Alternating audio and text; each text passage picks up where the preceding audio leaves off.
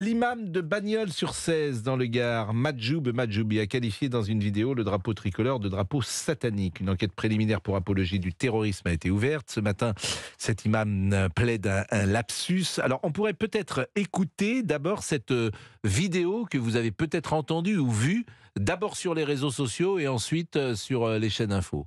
Toutes les gouvernances vont chuter. C'est fini. Alhamdulillah. On n'aura plus tous ces drapeaux tricolores qui nous gangrènent, qui nous font mal à la tête, qui n'ont aucune valeur auprès d'Allah. La seule valeur qu'ils ont, c'est une valeur satanique. Et cet imam était un invité de Radio Monte Carlo et il s'est justifié. Malheureusement, ces propos ont été déformés. Alors, c'est simple. Dans mon discours, il y a un avant et un après. Je dis les drapeaux, les banderoles, tous ces drapeaux qui s'agitent dans les stades et qui divisent le monde musulman et maghrébin et que j'entends du matin au soir, bien sûr, dans la rue et que je vois sur les réseaux sociaux.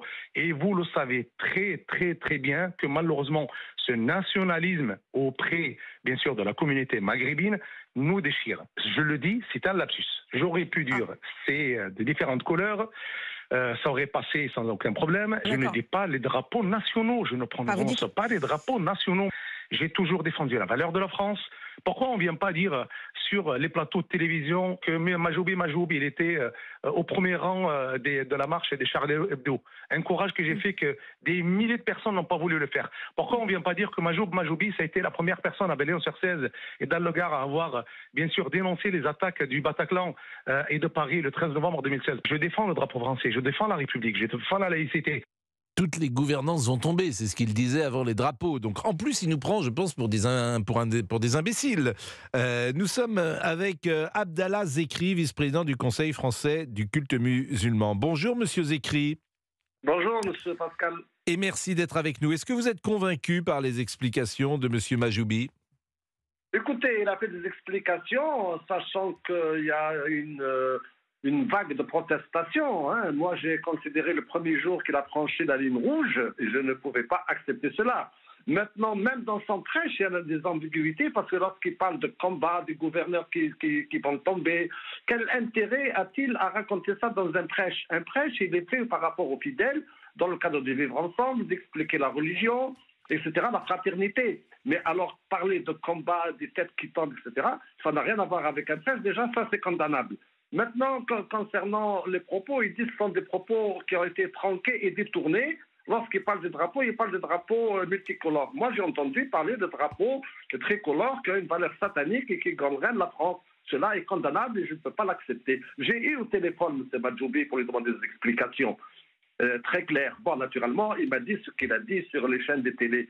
Et ce que je ne suis pas d'accord avec les chaînes de télé qui sont en train de parler tous les jours, Madjoub Madjoubi est vice-président du conseil départemental du culte musulman. Je l'ai dit plusieurs fois, il n'est pas vice-président, il est imam de sa mosquée, point final. Il n'a aucun rôle au niveau des mosquées du département du Gard.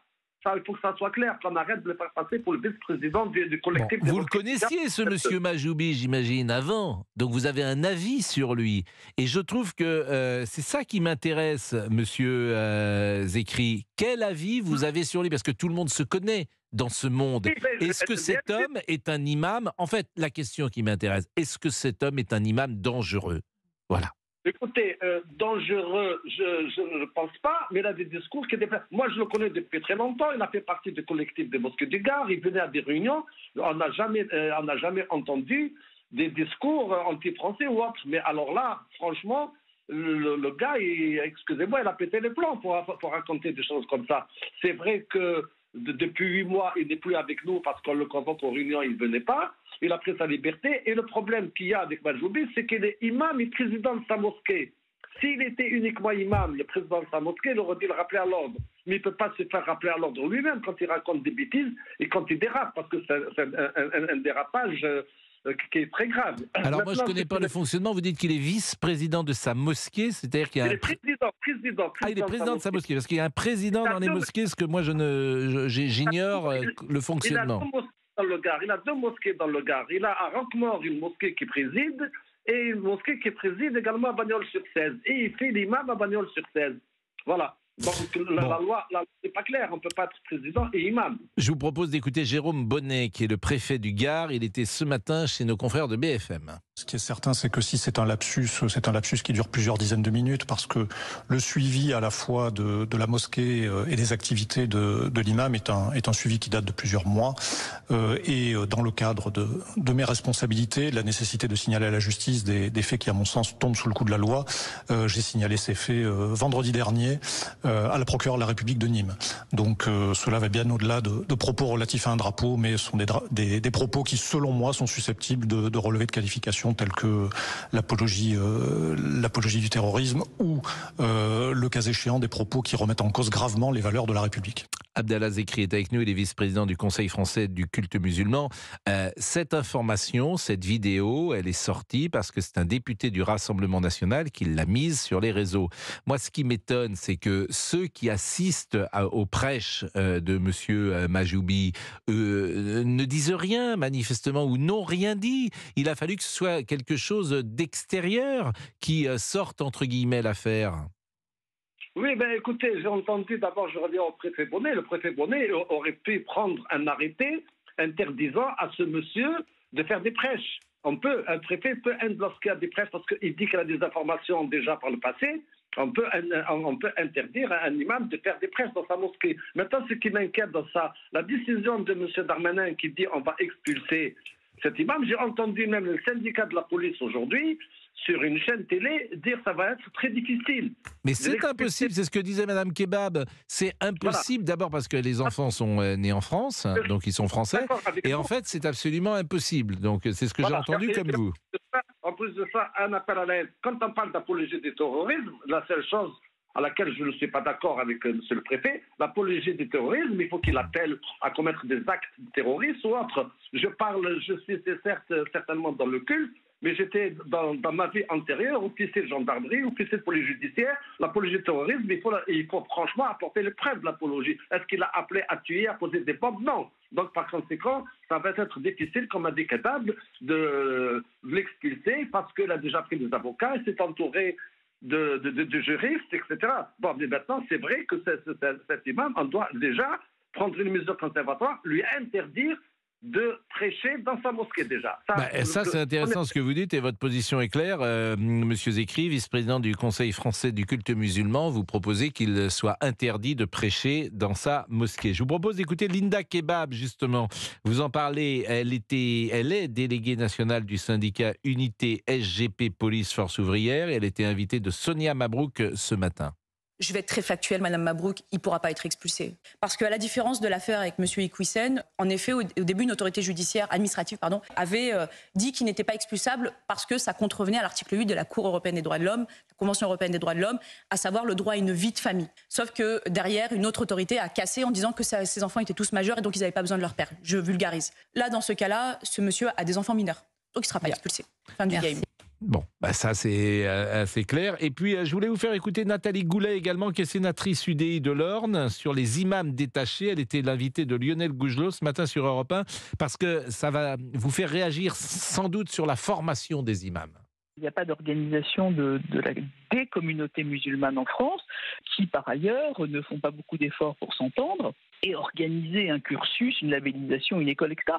Si vous voulez, c'est pas à la loi. La loi ne peut pas interférer avec l'organisation d'une religion. La loi peut veiller à ce qu'il n'y ait pas de débordement, à la sécurité, à ce que les principes de la République soient respectés, mais en aucune façon, la loi peut organiser une religion. Donc c'est aux musulmans eux-mêmes de s'organiser pour organiser leur formation, et notamment en France. Vous comprenez bien que, par exemple, en Algérie, moi j'ai été visiter l'école des formations en Algérie, il n'y a plus de juifs en Algérie. L'Algérie pratique un antisémitisme, antisioniste, etc. Comment voulez-vous que les imams qui arrivent d'Algérie fassent société dans les banlieues parisiennes où ils vont exercer ? Monsieur Zekri, on le dit à chaque fois, il n'y a pas de clergé dans la religion musulmane. Et il y a une organisation qui est sans doute, qui pourrait être améliorée, on va le dire comme ça. Oui, je ne suis pas d'accord par rapport à ce qu'elle a dit. L'ancien ministre, je l'ai connu, je l'ai rencontré, on a débattu ensemble. Les imams détachés qui viennent de Turquie, d'Algérie et du Maroc, ce sont des imams qui ont fait des études poussées, sont formés. Il n'y en a pas un qui fait chez S, il n'y en a pas un qui a fait l'objet de contrôle de police ou arrêté. Sont formés. Par contre, ceux qui sont formés en France, ils sont formés au rabais. Donc, ils n'ont pas les compétences nécessaires pour pouvoir, franchement, parler du culte. Certains n'ont pas les niveaux. Et quand elle dit que c'est aux musulmans eux-mêmes qui doivent former, je suis d'accord avec elle, mais le gouvernement français s'ingère tout le temps dans le culte musulman, mais il ne s'ingère pas dans de bonnes conditions, parce que M. Cazeneuve est allé en Algérie, la ministre est allée en Algérie, ils sont allés visiter des écoles de formation, et quand ils sont venus, j'ai assisté à des réunions où ils disaient ça se passe très bien, c'est des imams formés. Ce qui m'inquiète, c'est les imams Google et les imams autoproclamés qu'on laisse prêcher dans des mosquées. Il y a 2800 mosquées en France, il y a un manque d'imams, donc vous comprenez très bien, n'importe quel charlatan se présente à une mosquée pour dire moi je voudrais être fautier. Eh bien écoutez, merci beaucoup monsieur Zekri, il est 12h44, je vous remercie d'être intervenu sur l'antenne d'Europe 1.